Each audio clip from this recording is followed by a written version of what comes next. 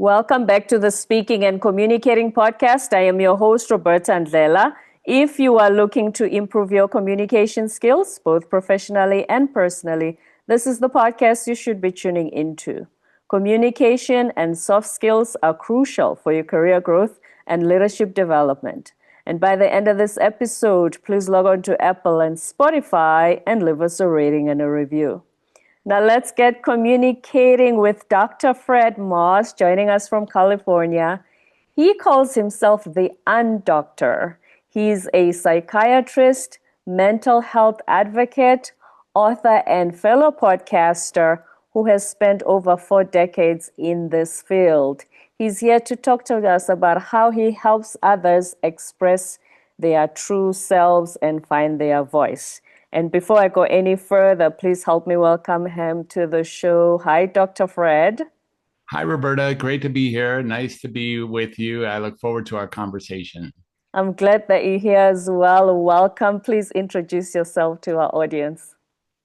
Yeah, so my name is Dr. Fred, and like what you said, Fred Moss is my full name, and I've been in the mental health field for a little more than 45 straight years. I started in January of 1980, and I started as a child care worker back in the day. And that was after dropping out of college for the second time and guaranteeing myself that I would never go back to college under any conditions.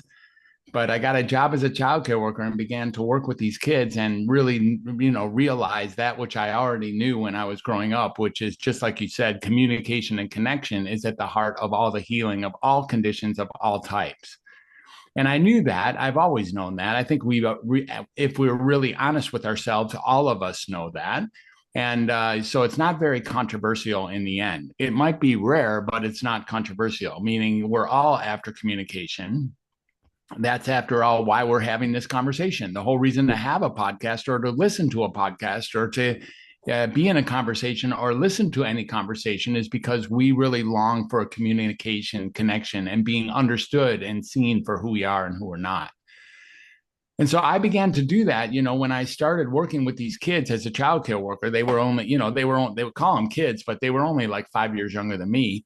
And, I met with them, and what I finally realized was that I could get, paid. I could actually make a living communicating with other people. And that's what I really wanted to do. So I began to love that job. I thought I was only going to stay for just a few weeks when I first took the job. And because I wasn't looking forward to, everything it meant to work with so-called mentally ill adolescent boys. I was like, it's a scary crowd. And by the 4th week after orientation, I began to really take on, what would it take to be a great childcare worker? And over those next several years, I stayed as a childcare worker in different capacities, and eventually made it my business to go back to school one last time, this time in order to become a doctor. And the idea was that I would become a psychiatrist. I didn't like the direction that psychiatry was taking. We already were headed in a direction of considering medications and diagnoses as a way of launching into how we help people. And I'm not sure that either of those things help people. In the 40 years that I've had since then, I think I've become very convinced that diagnosing and medicating don't really help people. Ultimately, they don't help people. They give people a sense of a reason for the things that they're doing that they're not aligned with. For instance, if you're distractible, then you might have ADD. If you don't meet your deadlines, you might have ADD. If you're feeling sad about the future, you might have depression. If you're feeling anxious about the future, you might have an anxiety disorder, you might be afraid, you might be awkward in a crowd. All of those things don't mean that there's anything wrong with you. This is a crazy world that we're living in, and none of us have a recipe book or a template for how to do this. And so I really began to realize that each and every one of us is just bumbling, stumbling, and tumbling through the world, trying to make sense of it all and trying to give ourselves a direction that can, have us feel worthy and have us feel valuable. So over the years as a psychiatrist, by the time I got spat out as a psychiatrist, having now gone to school another 9 years, the idea was that, I was spat out and now being called on to be a diagnostician, to help people learn what their diagnoses were, and then to offer them treatments. Typically, as a psychiatrist, that would be in the world of giving them medication prescriptions. but I never was very aligned with what these medications did. I never for a moment was very aligned with what there's a big difference between what they say they do and what actually they do. And I Right. think, again, I'm speaking to a lot of people here. This isn't, for the people who are, just to say it right up front in your conversation here, Mm.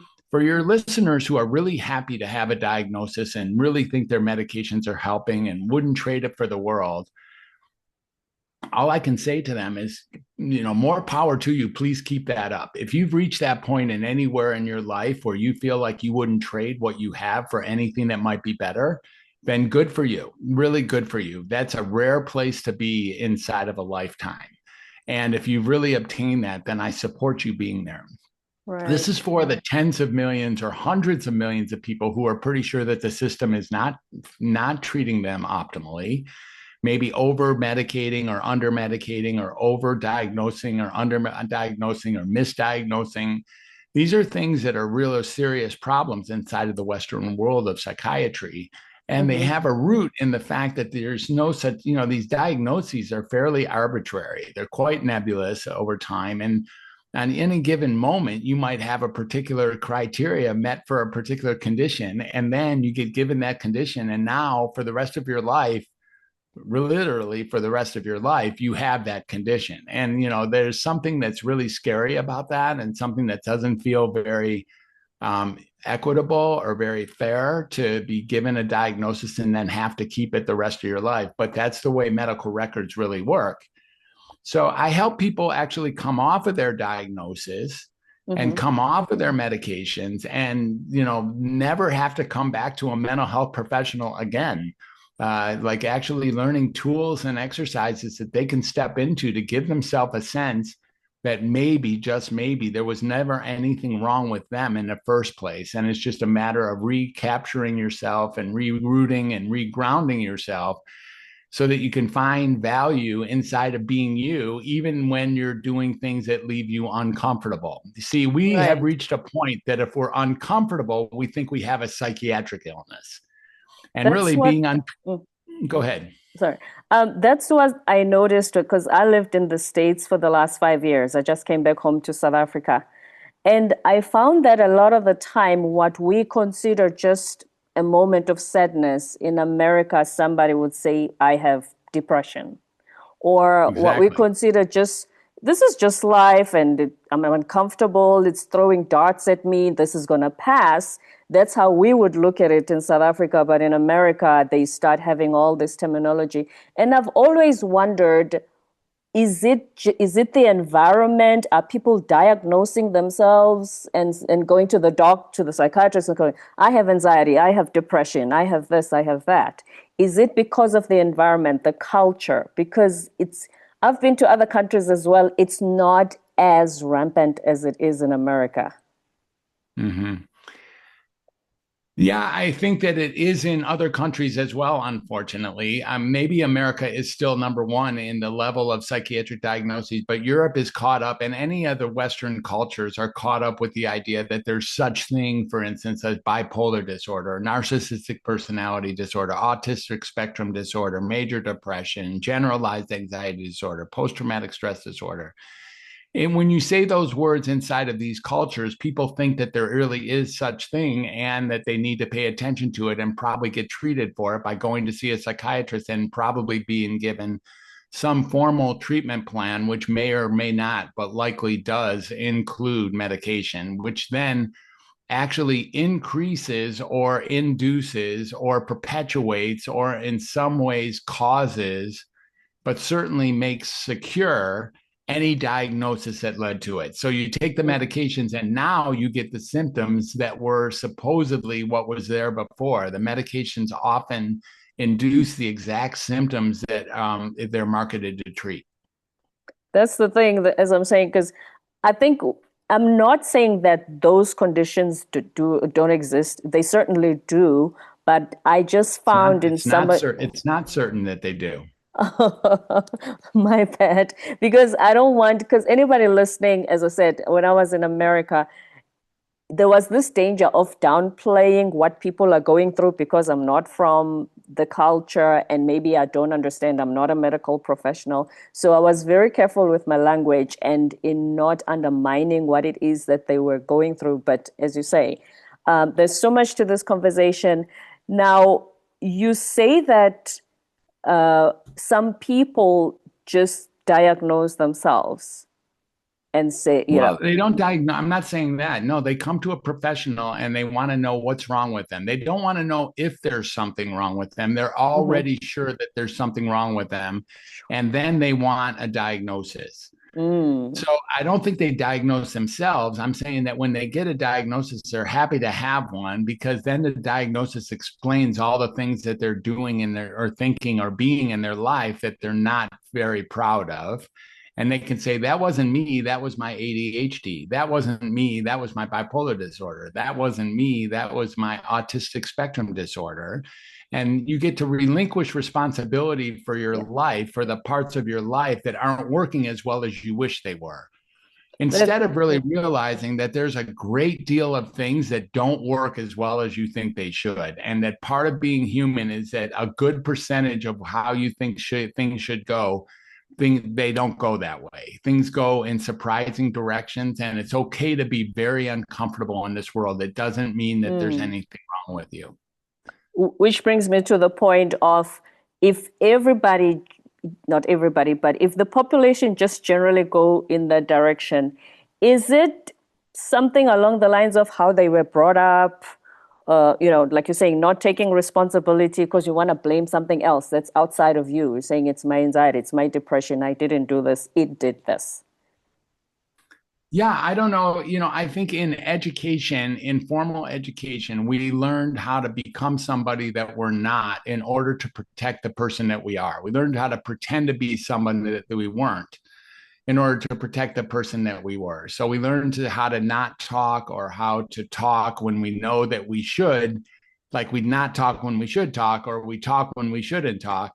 And we often become dishonest to our true, honest, authentic, real self. And Mm, we take it on for ourselves. Like when things don't go well, we do our best, and things don't go well. We then think, oh, there must be something wrong with me. So this is, we've been told and we've been thought that there's something there, and that there is something wrong with you. You might have a mental health condition, and then people flock to get their mental health condition diagnosed, because in the end, then that gives them some comfort that now they can see what's wrong with them. So right. people get some comfort when they get a description of what's wrong with them. And then instead of realizing that every minute you get to make new decisions about how you look at the world, you start realizing that you have a deficit, or you have a syndrome, or you have an affliction, or you have an affection, or you have an illness, or you have a syndrome or something. You have whatever you have, and that's what's preventing you from being the very best human you are. So it tends to be very restrictive. It tends to, once I realize that I can't do something because I have a so-called diagnosis, Mhm. then I no longer even consider doing it anymore because I have this particular diagnosis. But what if I was to rid myself of the diagnosis and just realize the whole time I'm just being human, and part of being human is to get stuck like every single day, and a little bit like that's how we do it every day, and that's just part of being a human, healthy or not. And that there's things we can do to become stuck less often. There's practices and tools and strategies inside of human connection, inside of taking care of our basic self, inside of mindfulness and gratitude and nutrition and hydration and nature and service work and spirituality and creativity and sleep hygiene. These are kind of all these things that if you start doing these things instead of whatever you're doing, like really watching what you eat, really watching the people that you're around, watching how much time you spend on a screen, whether that's a TV or your cell phone or your laptop, if you really start looking at that and start realizing that you have more agency and more sovereignty than you ever thought you did. And that's the good news, that Mm. maybe you don't have a psychiatric diagnosis. Even if someone gave you one and then you agreed to have it, maybe all you have, like I know your diagnosis. I already know your diagnosis. Mine? Yeah. Oh, please share. You're Roberta. That's it. You've Oh, I lived, thought we were talking you, about the mental health illnesses. this is your mental health. Your mental health diagnosis is that you're Roberta. You've lived in a unique life in Roberta's shoes. And in order to become Roberta, this is what it took for you to be Roberta. You've lived what you've lived in order to be Roberta. That's your total diagnosis. There's nothing wrong with you. You don't have a psychiatric condition. Wow. Okay. Does that mean that every single person who comes in contact with you, that's the same message that you bring to them? Ultimately, all they really are is somebody who has been them for the whole time that they've been alive, and they're still them and they're going to be them. And that's all they have. They don't have a psychiatric condition. That's right. I really think that psychiatric conditions are very vague and don't usually land and don't do any good. There's nothing good about saying I have bipolar disorder, I am ADD, I'm on the spectrum, because it tends to be very limiting and then self-defining. And Mm-hmm. we whatever thoughts we had about what it's like to have major depression, you say, oh, I have major depression, and it's the same condition my mom had.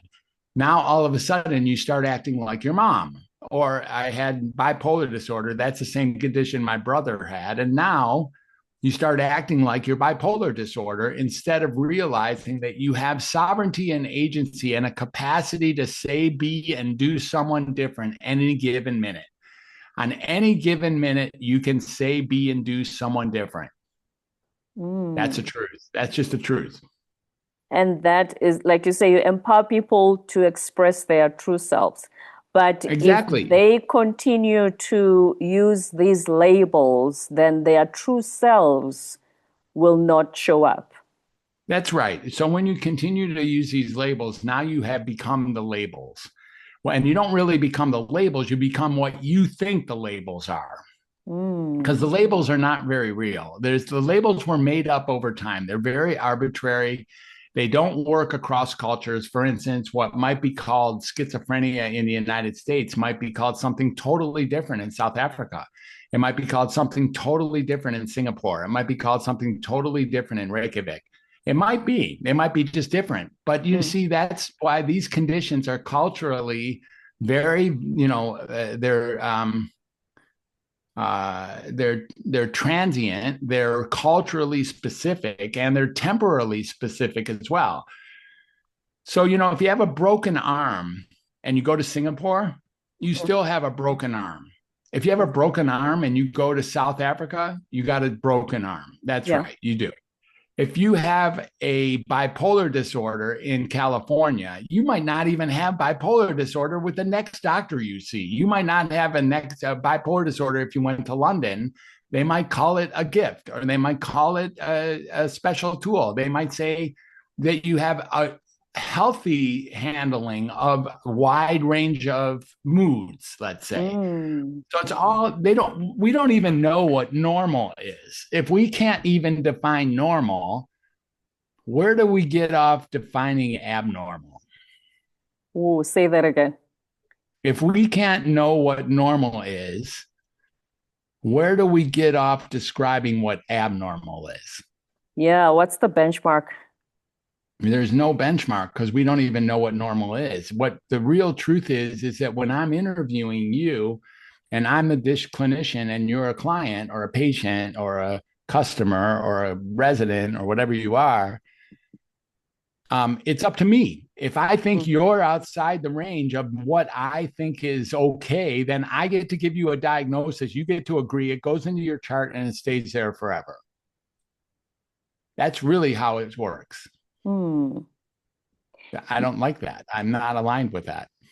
Right. And do you think some of the other doctors, obviously they might not be vocal, but some doctors as well who've gone through the same academic experience, do they also question the same way that you do, or they just think it's part of the I job? I don't was know. told this helps people. Yeah, I think the second one more often than not. I don't know how many doctors. Look, I'm not saying anything even controversial. Mm. I haven't said anything controversial. Just because it's rare doesn't make it controversial. There's nothing I've said that's even where's it, what would be the objection to what I'm saying? I'm just saying on any given moment, we all have a choice of saying, doing, or being whoever someone new. Mm. I don't get defined by whether or not a previous clinician gave me some random psychiatric diagnosis. Now, once I have that diagnosis, it's here with me forever. And then I build myself into it and I become that which I think that diagnosis allows me to become. So when I have ADD and I'm late for my next, if I have been given a diagnosis of ADD and I'm late on my next deadline, I'm like, there you go. There's my ADD again. Rather Not than that you just didn't realizing wake that, up on time. yeah, just maybe you didn't wake up on time. That's exactly right. That's what Mm. happened to me this morning. I missed a podcast this morning because I woke up too late. So, yeah, exactly how that goes. And start really, we start really being able to look freely and honestly and genuinely and authentically about what it means to be a human in the present day and age and what it really means to take on a diagnosis. Because once we take on a diagnosis, we become that diagnosis. And once we become that diagnosis and we take medications that are actually giving us that diagnosis, I'm going to say it again, these medications often actually cause or induce or certainly secure the symptoms they're marketed to treat. And that's why no doctor would ever take the medicine that he gives to his clients. Doctors do know not to take the medicines that they give to their clients. In psychiatry, that happens a lot because they're scared of them because they know at some level that it could cause significant problems. But we think just because we gave somebody a particular label, that it's going to affect them differently than it affects us, but not at all. Mm. These medicines do cause problems, as do the treatments. I mean, as do all the treatments and all the diagnoses. So in the Yeah. end, it's a matter of really unloading this idea of judging, assessing, and evaluating people and calling them less than. And when we start realizing that people are not less than other people, even that person there, even this person there, you think that person is crazy, that person is depressed, that person has a mood disorder, or that person is narcissistic or on the spectrum. Once we start realizing that they already have picked up whatever identity that they have picked up and they can theoretically become someone new starting right now, Mm. we all can start saying things that we've never said before. That's really important. We can say things, be things, and do things that we've never said, been, or done before. And that's what makes the whole idea of psychiatric diagnosis so nefarious. Mm. And there's a powerlessness that people feel once they get given these labels and the medications to go along with it as well. Because there's Well, this, sorry, go ahead. no, go ahead, please.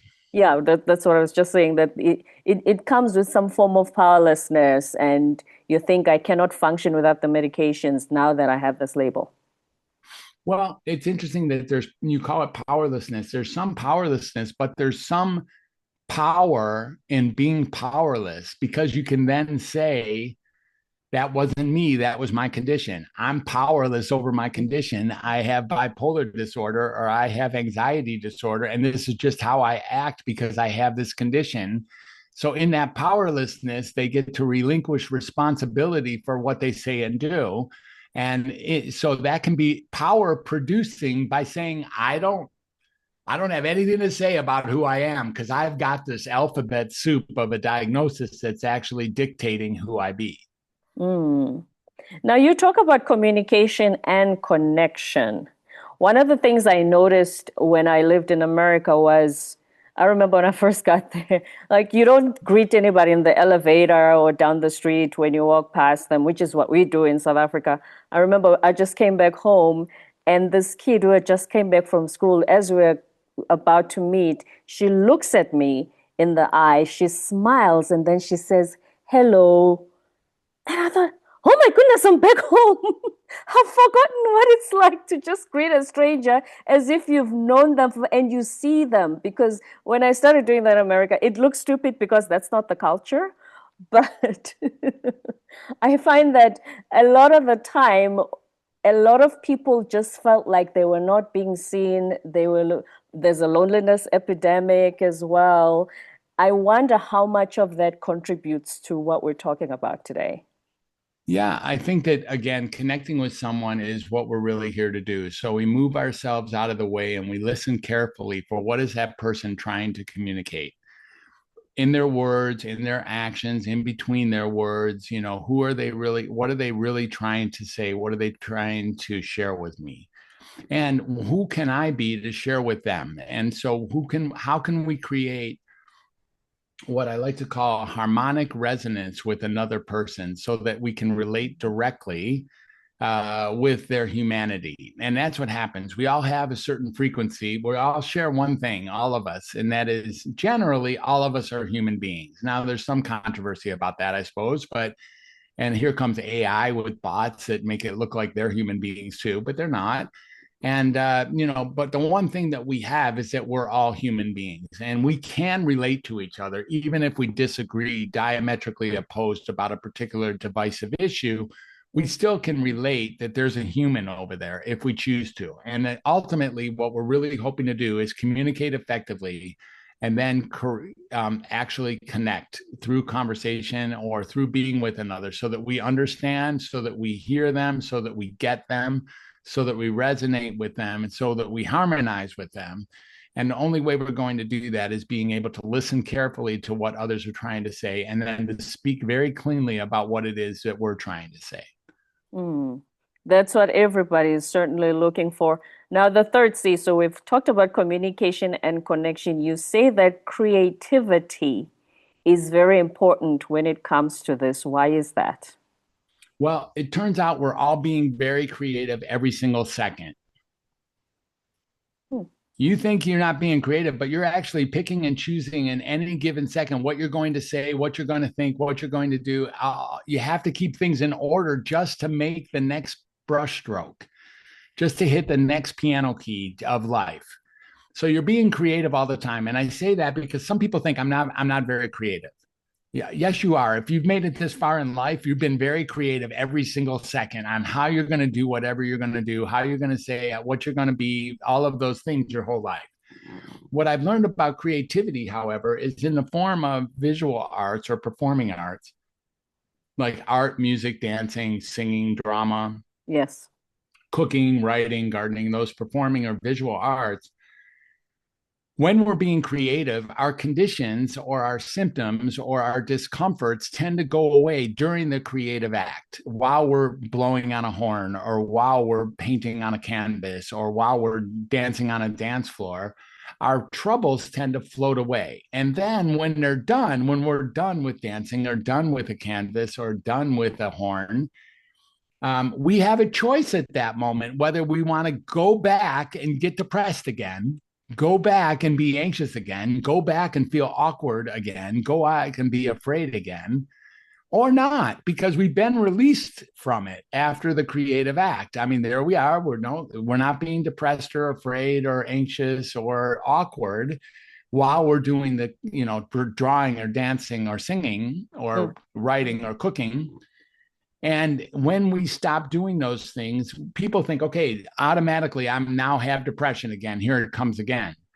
But really, you've been released and you get to choose what direction you go to from here. Even after just a minute or two of creativity, you can then choose a different path because you've now been released from feeling like you had to be depressed or you had to be anxious, you had to be afraid.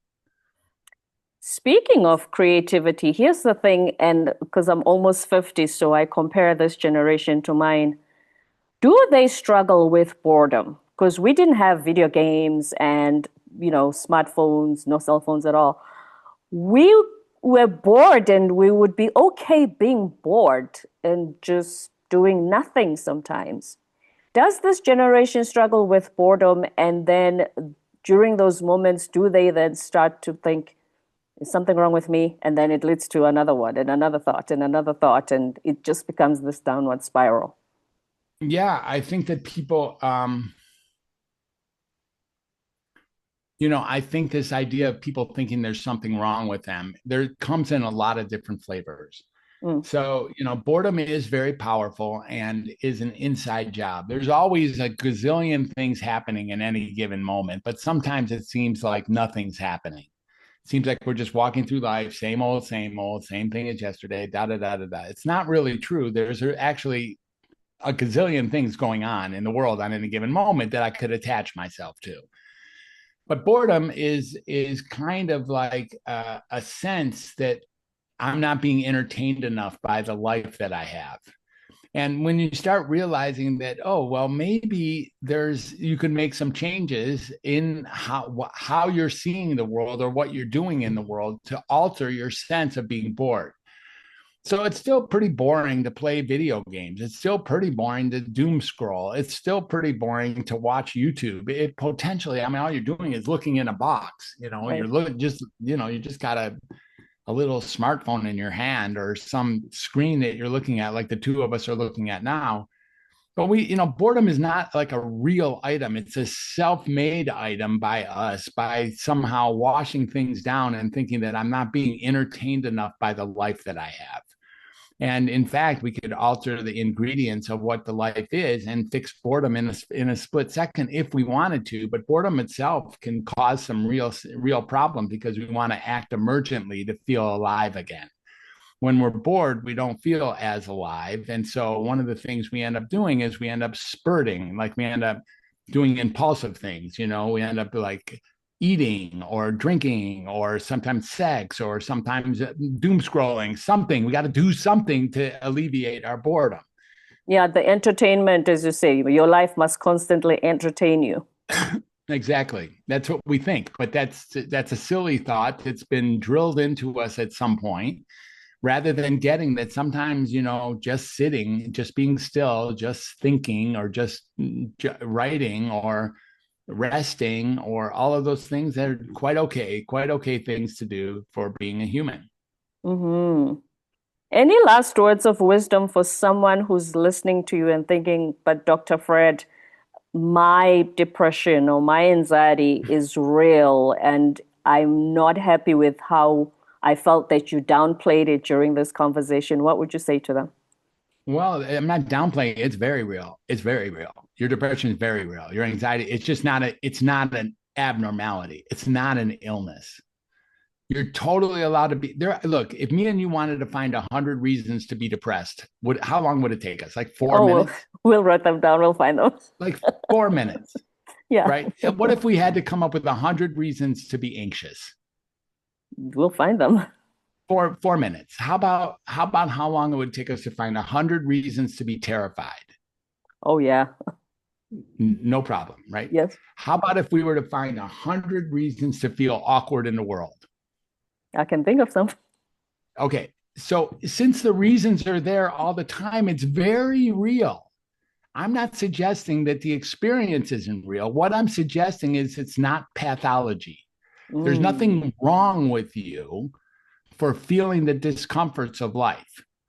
It's very uncomfortable being alive. It's very challenging being alive. Depression, anxiety are real. They're just not abnormal conditions.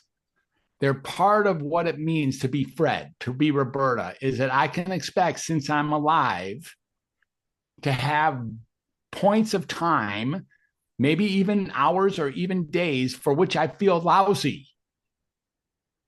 Points of time, not that it's a permanent state of your life. You're not at the effect of your mood. You can shift these things. That's right. Now, you can make it permanent.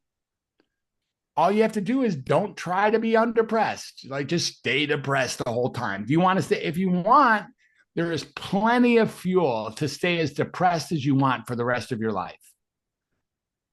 Plenty, no problem.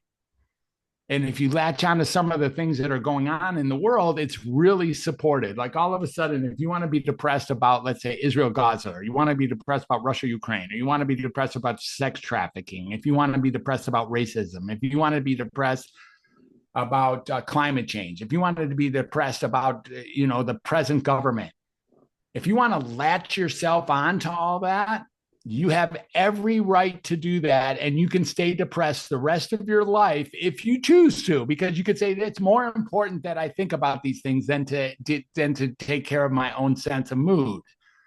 But you don't have to be depressed. And even if you do, it's not because there's something wrong with you.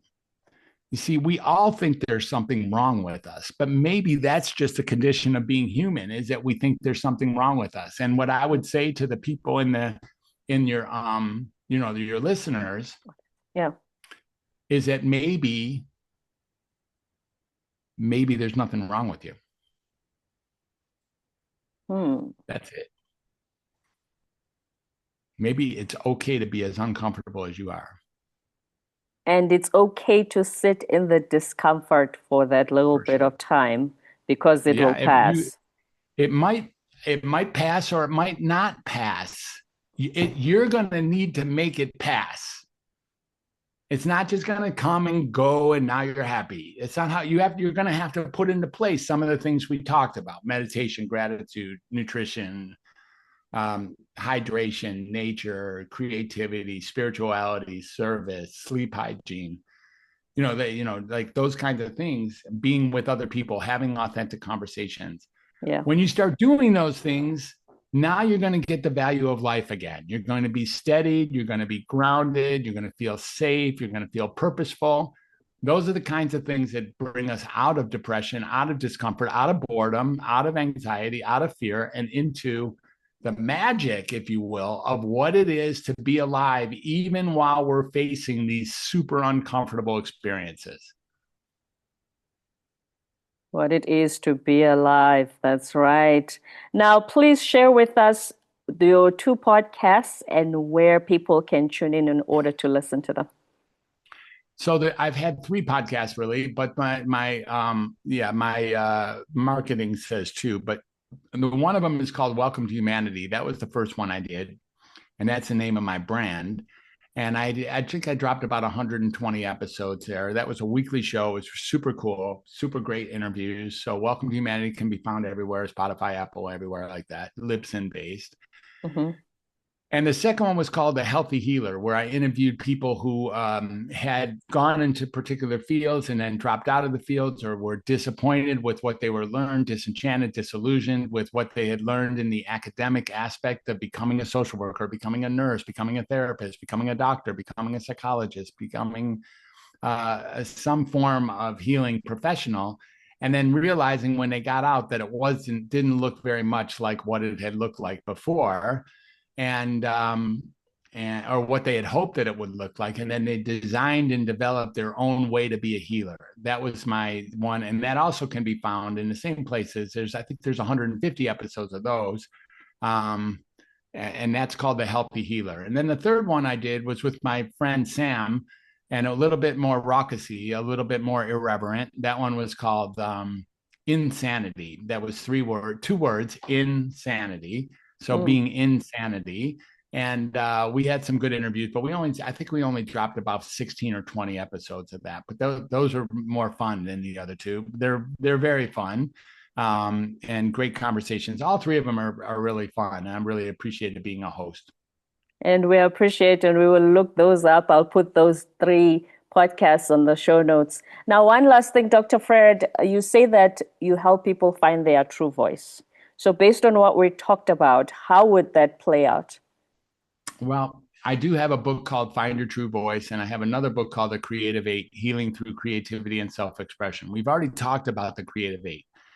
So what Find Your True Voice is goes a little bit to what we talked about before, which is, early on in school, we were told that we were not welcome to say what it is we wanted to say. We weren't welcome to bring our true voice into the first grade classroom. Or say, I know for me, I was so interested in communication that when I got into elementary school, I just talked and talked and talked and talked and talked and talked and talked.